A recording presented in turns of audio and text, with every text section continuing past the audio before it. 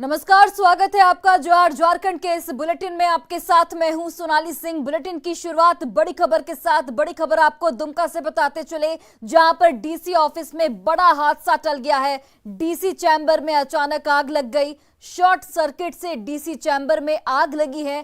Chamber में DC Ravishankar Shukla मौजूद नहीं थे, हालांकि कर्मचारियों ने आग पर काबू पा लिया है। तो बड़ी जानकारी, बड़ी खबर आपको दुमका से बता रहे हैं, जहां पर डीसी चैम्बर में अचानक आग लग गई। हालांकि आग पर फिलहाल काबू पा लिया गया है। शॉर्ट सर्किट आग लगने की वजह बताई जा रही है। चैम्बर में जिस वक्त आग लगी उस वक्त डीसी रविशंकर शुक्ल मौजूद नहीं थे। ये गनीमत रही और ये राहत भरी खबर। कर्मचारियों ने हालांकि आग पर काबू पा लिया है।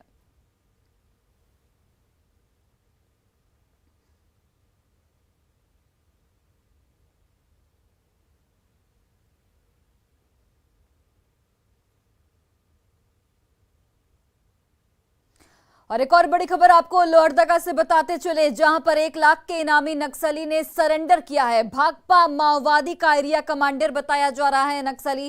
कई थानों में इसके खिलाफ 17 मामले दर्ज हैं। पुलिस दबाव में नक्सली ने सरेंडर किया है।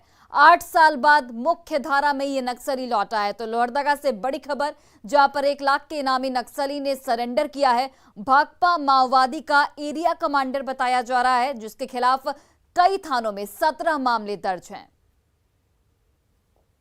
हमको 2013 में नकुल जादव ज़बरदस्ती घर से उठा के और पूरा घर में दबा, पूरा घर में धर धमका के पार्टी में ले गया था और हमको उससे फ़ायदा नहीं मिला। और जो मेरा पिताजी जो पिछले साल जो एक्सपायर किए हैं उसे भी मदद नहीं किया। हमको महसूस हुआ कि मतलब इस संगठन में कोई फ़ायदा नहीं है। इनका द्वारा क्या क्या हम लोग पूरा फैसिलिटेट करेंगे इनका लाइफ को आगे बढ़ाने के लिए, वो सारा चीज़ हम लोग पूरा कोशिश करके उसको करेंगे। और आने वाला दिन में ये भी हम लोग का आग्रह है, कितना भी बाकी नक्सल्स है मतलब एक्टिव है अभी भी, तो सरकार की तरफ से जो आत्मसमर्पण करने के पश्चात जो एक पैकेज बनाया जाता है वो उसका फ़ायदा भी इनको दिया जाएगा। और जल्द ही इसकी एक मीटिंग करके ये पैकेज सरकार को भेजा जाएगा सैंक्शन होने के लिए। और इसी बीच बड़ी खबर आपको देवगढ़ से बताते चले, जहां पर कोर्ट परिसर में दिन दहाड़े गोलीबारी की वारदात सामने आई है। यहां पेशी के लिए लाए गए एक कैदी की कोर्ट परिसर में ही गोली मार दी गई। इतना ही नहीं, गोली मारने के बाद अपराधी आराम से मौके से फरार हो गए। सदर अस्पताल में इलाज के दौरान कैदी की मौत हो गई। प्रत्यक्षदर्शियों के मुताबिक पिस्टल लेकर आए 2 अपराधियों ने एक वकील के चैम्बर में पहुंचकर कैदी को गोली मार दी। भागने के दौरान एक अपराधी का पिस्टल मौके पर गिर गया। मृत कैदी का नाम अमित कुमार सिंह था, जिसे बिहार के बेटा के सदीशोपुर से पुलिस देवघर कोर्ट में पेशी के लिए लाई थी। फिलहाल देवघर पुलिस पेशी के लिए लाने वाले बिहार पुलिस के 5 जवानों से पूछताछ में जुटी है। यह भी जानकारी मिल रही है कि मृत कैदी पर देवघर नगर थाने में भी मामला दर्ज था और अभी तक अपराधियों का सुराग नहीं मिल सका है। मैंने हथकड़ी लगा करके बैठे हुए थे। उसके बाद जो है 2 आदमी आया, उसको मैंने कनपट्टी में पिस्टल सटाया, उसको मारा। उसके बाद जो है बार में घुसा। बार में घुसने के बाद वहाँ पर मैंने पकड़ो पकड़ो हल्ला हुआ, तो वो जो है एक हवाई फायरिंग किया वहाँ पे। उसके बाद उसी दौरान उसका पिस्टल जो है गिर गया। उसके बाद जो है वो दौड़ने के दरमियान में उस सीढ़ी जो शटर होता है, गेट जो होता है, उसमें टकरा करके वो गिरा भी। उसके बाद फिर वो ऐसे घूम करके निकल गया। उसके बाद तो हम लोग कुछ नहीं जानते हैं। दोनों के पास? हाँ, दोनों के पास pistol. 5 meters away hit from the operation हमने 6 गोली का आवाज सुना। तो हम उस चाय दुकान के पीछे गुमटी में घुस गए। अब देखते हैं कि पूरा भाग दौड़, अब पुलिस कुछ कर नहीं रहा, कार्रवाई लेके ऐसे ऐसे नौटंकी कर रही है। किस पे चलाया गोली सर? गोली कौन? एक वकील राजीव है, उसके क्लाइंट के ऊपर चला। यहाँ पे किसी को पेशी में आया था, उसको गोली मारी। तो कैदी को गोली मारी गई सर? ये अभी बता दो शायद कैदी को गोली। और खोखा भी बरामद हुआ है सुना? खोखा बरामद, पिस्टल बरामद हुआ है ना। और देखिए, इस मामले के सामने आने के बाद कई सवाल भी खड़े हो रहे हैं। सवाल उठता है कि अति सुरक्षित कोर्ट कैंपस में आखिर फायरिंग कैसे हुई। सवाल ये भी कि कोर्ट कैंपस में किसने हत्या की, किसने इस हत्या की वारदात को अंजाम दिया? सवाल ये कि सुरक्षा के क्यों नहीं थे कड़े इंतजाम? जब एक कैदी को लाया जा रहा था तो पुलिस बल की मौजूदगी वहां पर सही तरीके से क्यों नहीं थी? ये तमाम सवाल न्यूज़ 18 लगातार इस पूरे मामले को लेकर खड़े कर रहा है। और रांची के पंडरा थाना क्षेत्र में डबल मर्डर की घटना से सनसनी फैल गई। पंडरा ओपी इलाके में चाकू से मारकर भाई बहन की हत्या कर दी गई। वहीं बच्चों की मां की स्थिति फिलहाल गंभीर बनी हुई है। हत्या के इस वारदात में प्रेम प्रसंग की बात सामने आ रही है। घायल चंदा सिंह से पूछताछ में इसका खुलासा हुआ। घायल के बयान के बाद पुलिस ने आरोपी को पकड़ लिया। पूरी वारदात पंडरा ओपी इलाके के ओझा मार्केट जनक नगर रोड इलाके की है। मामले में घायल चंदा देवी के बयान के आधार पर आरोपी को पुलिस ने पकड़ा है, जिससे पंडरा ओपी में पूछताछ लगातार की जा रही है। अंदर से गेट सिटकनी बंद था, चैनल खुला था, तो धक्का मारे, गेट खुला तो देखें हमारी बेटी और नातिन यहीं पर पड़ी हुई है। प्रवीण कुमार हमारा नाथ है, वो अंदर रूम में पड़ा हुआ था। ऊपर देखे तो ऊपर का छत का गेट खुला था। फिर उसके बाद में पुलिस को इन्फॉर्मेशन किया गया। जो प्रारंभिक जानकारी है उसमें अक्यूज्ड की पहचान कर ली गई है। पहचान करने के बाद जो है कार्रवाई जारी है उसको पकड़ने के लिए। एफएसएल की टीम को तुरंत बुला लिया गया था। एफएसएल की टीम आप लोग देख ही पा रहे हैं अपना काम कर रही है। हमने अभी इसको सैनिटाइज करने का प्रयास किया है ताकि जो इस जगह घटना घटी है वहाँ पर कोई जाने ना पाए। और जो मृतका हैं और उनके भाई, उनकी मदर से हम लोगों की कुछ बातचीत हुई है। हम लोग अभी उनका इलाज करवा रहे हैं। पहले प्राइमरी हम लोग का कंसर्न उनका इलाज करा के उनको बचाना है, उसके आगे फिर बाकी कार्रवाई की जाएगी। और वहीं गुमला में असामाजिक तत्वों ने जमकर उत्पात मचाया और सड़क किनारे खड़े 40 से अधिक कार सहित बड़े वाहनों के शीशे तोड़ दिए गए। घटना गुरुवार रात की है। सीसीटीवी से मिली तस्वीर के मुताबिक आरोपियों ने main road, Jaspur road, SI high school गली, डीएसपी रोड, रामनगर, लक्ष्मण नगर सहित सभी जगहों पर सड़क किनारे खड़े 40 से अधिक वाहनों के शीशे को तोड़ दिए गए। लोगों ने शहर को अशांत करने में जुटे अराजक तत्वों के खिलाफ कड़ी कार्रवाई की मांग की है। सो के उठे तो देखे गाड़ी का शीशा फूटा हुआ है और उसी समय पता चला कि गुमला में करीब 40-50 गाड़ियों की शीशा फोड़ी गई है। और ये देख के लग रहा है कि ये किसी शरारती तत्व का काम है जो गुमला को अशांत करने का काम कर रही है। जब देखते कि आगे का और पीछे का दोनों का शीशा पूरा टूटा हुआ है। हालांकि उसमें जितना सामान था, सामान को कुछ क्षति नहीं हुआ, केवल शीशा तोड़ा गया है। कितना समय लगता है कि कितना समय में ये सब? मोटा से मोटी 6 से 7 मिनट के अंदर में, 1 से 1.5 के बीच में, 1 से 1.5 के बीच में हुआ है। हमको लगा 1:05 में वो लोग पहुंची है और 1:05 से लेकर 1:30 बजे तक वो लोग चले गए, 1:35 में चले गए हैं। और बड़ी खबर आपको गिरिडीह से बताते चले, जहां पर डुमरी प्रखंड के सिमरा मोड़ के पास अग्निपथ स्कीम को लेकर छात्रों ने NH-19 को जाम कर रखा है। साथ ही हाईवे जाम कर घंटों तक यहां पर बवाल किया गया। जानकारी मिलने पर हरकत में आई पुलिस मौके पर पहुंची और प्रदर्शनकारियों को खदेड़ कर भगा दिया गया। ऐसे में गिरिडीह जिले में भी अग्निपथ की ज्वाला अब धधकती हुई दिख रही है, जिसे लेकर पुलिस प्रशासन भी अलर्ट मोड पर है, क्योंकि कभी भी ये उपद्रवी हिंसक प्रदर्शन पर उतारू हो सकते हैं। यहां भी विरोध करते करते छात्र उग्र होने लगे थे, लेकिन पुलिस ने उन्हें उग्र होने के पहले ही खदेड़ दिया।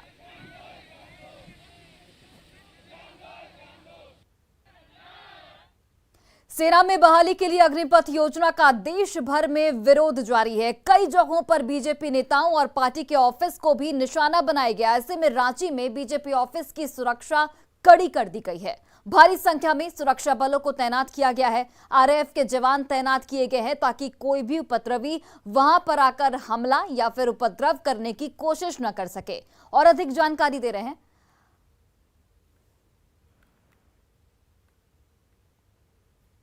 और चलिए इस वक्त एक बड़ी खबर सामने आ रही है। जामताड़ा से कांग्रेस विधायक इरफान अंसारी ने एक विवादित बयान दिया है।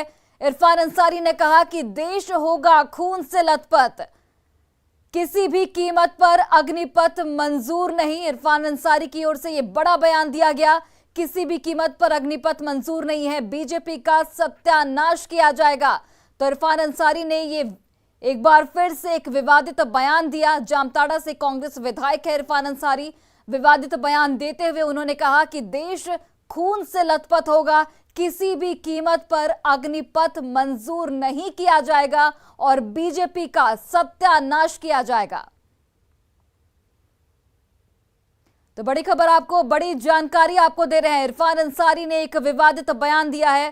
कांग्रेस के विधायक इरफान अंसारी ने बड़ा बयान दिया है कि देश खून से लथपथ होगा और किसी भी कीमत पर अग्निपथ स्कीम को नहीं माना जाएगा, बीजेपी का सत्यानाश किया जाएगा। ये तमाम बयान, विवादित बयान इरफान अंसारी की ओर से दिया गया है। देश होगा खून से लथपथ, किसी भी कीमत पर अग्निपथ को मंजूर नहीं किया जाएगा और बीजेपी का सत्यानाश किया जाएगा। जिस तरीके से देश भर में अलग अलग जगहों पर विरोध प्रदर्शन हो रहे हैं, उसी बीच कांग्रेस विधायक इरफान अंसारी का बयान सामने आता है, विवादित बयान, जिसमें उन्होंने साफ तौर पर कहा कि देश खून से लथपथ होगा, किसी भी कीमत पर अग्निपथ स्कीम को मंजूर नहीं किया जाएगा। इसके अलावा बीजेपी का सत्यानाश किया जाएगा। इरफान अंसारी ने बड़ा बयान दिया है।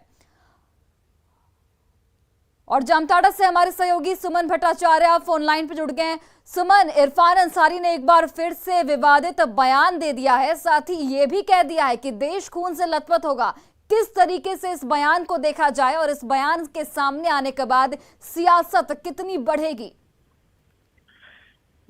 जी, ये बयान तो विवादित बना जा सकता है, क्योंकि आज जो है कांग्रेस पार्टी की ओर से केंद्र सरकार की जन विरोधी नीति और योजनाओं के विरोध प्रदर्शन था। इसी में आज इरफान अंसारी की अगुवाई में कांग्रेसियों ने पीएम मोदी का पुतला दहन किया। इसी दौरान विधायक ने जो ये तमाम बयान है ये दिया है, और ये बयान जो है इसको मतलब सियासत के रूप में अगर देखा जाए तो काफी जो है मतलब विरोध में बोला गया है, जो कि खून से लथपथ जो शब्द इस्तेमाल किया गया है, इससे जो है चर्चाओं का बाजार गर्म हो गया है। और इस बयान की निंदा भी विपक्ष की ओर से किया जा रहा है जी। क्योंकि उन्होंने कहा कि देश खून से लथपथ होगा लेकिन अग्निपथ मंजूर नहीं। एक तो देश में इस तरह के तमाम प्रदर्शन किए जा रहे हैं, रेल जलाए जा रहे हैं, और उसी बीच इस तरह का बयान आना एक नया सवाल को जन्म देता है।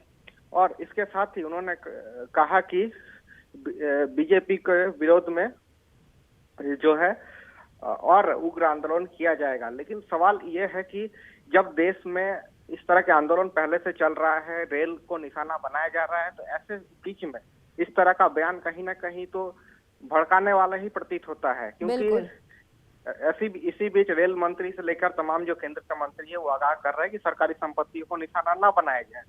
तो सुमन, विपक्ष के नेताओं की ओर से क्या प्रतिक्रिया सामने आई है इस बयान के बाद? विपक्ष के नेताओं में भी इस विषय पर नाराजगी है। विपक्ष के नेताओं का भी मानना है कि विधायक का यह बयान भड़काने वाला बयान है, क्योंकि जो प्रदर्शन कर रहे हैं उन्हें सीधे तौर पर भड़काने की ओर यह इशारा कर रहे हैं, जिससे जो आंदोलन चल रहा है वो थमने के बजाय और जोर पकड़ेगा। इस बयान के सामने आने के बाद क्या इरफान अंसारी से आपकी बातचीत हुई हो कि किस वजह से उन्होंने ऐसा बयान दिया, जब देश में इतना विरोध प्रदर्शन जाहिर तौर पर किया जा रहा है, ऐसे में इस तरीके का बयान उनको सह देना हुआ उपद्रवियों को एक तरह से? जी, इरफान अंसारी का कहना है कि 8 सालों में देश में मोदी ने कोई रोजगार नहीं दिया है और कल कारखानों और जहाज से लेकर सरकारी संपत्तियों को बेच दे रहे हैं। लेकिन इस बार उन्होंने सेना को बेचने का प्रयास जो है मोदी सरकार की ओर से किया जा रहा है। इसी के विरोध में उन्होंने ये बयान दिया है और उन्होंने कहा कि ये अग्निपथ स्कीम जो है ये किसी भी हाल में वो स्वीकार नहीं करेंगे और इसे लेकर वो सड़क से लेकर सदन तक भी आंदोलन करेंगे और भाजपा का सत्यानाश के लिए प्रयास करेंगे। वो इसी स्टैंड पर ये बयान दिए हैं। ठीक है, चलिए आप हमारे साथ बने रहिए, आपसे फिर से जानकारी लेंगे। आपको एक बार इरफान अंसारी का वो बयान सुनाते हैं जिसमें उन्होंने ये सारी बातें कही हैं कि देश खून से लथपथ होगा। जरा वो बयान सुनिए। है और मैं कहना चाहता हूँ किसी कीमत पर हम लोग ये अग्निपथ, देश होगा खून से लथपथ, लेकिन ये अग्निपथ हम लोग नहीं होने देंगे। आज मैं कहना चाहता हूँ पहले भी अग्निपथ फ्लॉप था और इस बार भी अग्निपथ फ्लॉप होगा। युवा सड़क पर है और मैं कहना चाहता हूँ किसी कीमत पर हम लोग ये अग्निपथ, देश होगा खून से लथपथ, लेकिन ये अग्निपथ हम लोग नहीं होने देंगे। आज मैं कहना चाहता हूँ पहले भी अग्निपथ फ्लॉप था और इस बार भी अग्निपथ फ्लॉप होगा। तो बिल्कुल इरफान अंसारी का ये बयान आपने सुना, जिसमें उन्होंने साफ तौर पर कहा कि देश होगा खून से लथपथ, लेकिन अग्निपथ स्कीम को बिल्कुल नहीं माना जाएगा। अग्निपथ मंजूर नहीं है, किसी भी कीमत पर अग्निपथ मंजूर नहीं है। तो आप समझ सकते हैं कि जिस वक्त पर पूरे देश में अलग अलग राज्यों में हिंसा की तस्वीरें देखने को मिल रही है, ऐसे में कांग्रेस के विधायक की ओर से ऐसा बयान सामने आना बड़ी बात है। और ये बयान न सिर्फ उन उपद्रवियों को भड़काएगा, बल्कि हिंसा को भी बढ़ावा देगा। और हमारे साथ बीजेपी विधायक भानु प्रताप शाही फोन लाइन पर जुड़ गए हैं, सीधे उनसे बात करते हैं। भानु प्रताप जी, आपने इरफान अंसारी का ये बयान सुना। इस बयान में उन्होंने साफ तौर पर यह कहा है कि किसी भी कीमत पर अग्निपथ को मंजूर नहीं किया जाएगा, चाहे देश खून से लथपथ हो जाए। किस तरीके से इस बयान को देखा जाए और ऐसे वक्त में यह बयान कितना भड़काऊ है?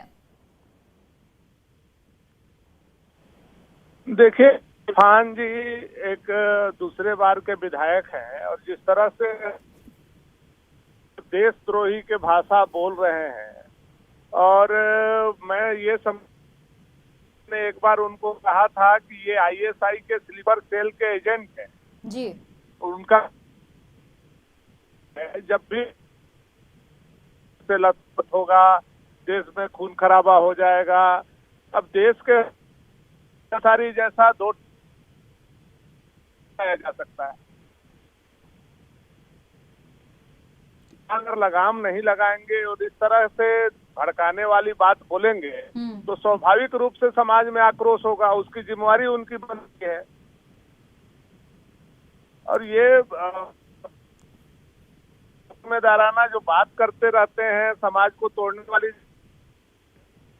तो हमको तो लगता है तो उनके क्षेत्र के लोगों को भी नोटिस करना चाहिए और उनको उनके जैसे लोगों को विधानसभा में नहीं भेजना चाहिए। यह वहां के जनता को भी सोचना होगा इसके। ठीक है, चलिए बहुत बहुत धन्यवाद हमसे बातचीत करने के लिए।